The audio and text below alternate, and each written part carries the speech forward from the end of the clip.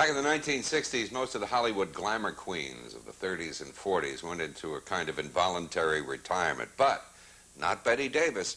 As a result of her success in Whatever Happened to Baby Jane and in the movie we're about to see, she knew that she still had a lot of fans out there.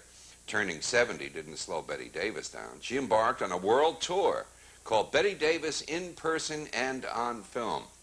Basically, it consisted of an hour's worth of film clips from a lot of her movies, followed by an hour or more of questions that she would take from the audience. And she always began the same way. She would walk out on stage smoking that ever-present cigarette of hers, and she'd look around and pause and say, "What a dump," as only Bette Davis could say it. The questions from the audience ran the gamut. Who was your most impressive leading man? And she would always have the same answer, Claude Rains, she would say.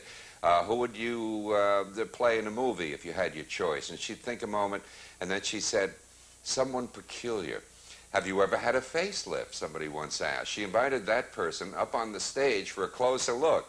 She said, if I had a facelift, don't you think I'd look a lot better than this? That was Bette Davis. Her favorite question of all time, however, came one night from somebody in the audience at a show she was doing in Boston. From somewhere out there in the dark, she heard somebody say, "Would you like an ice cream soda?" And she immediately recognized the voice, though she hadn't heard it in nearly 60 years.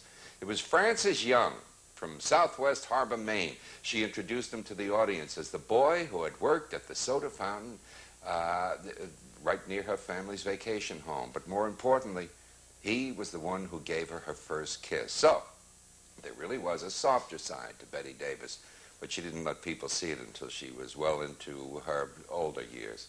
Here she is, Bette Davis in The Nanny.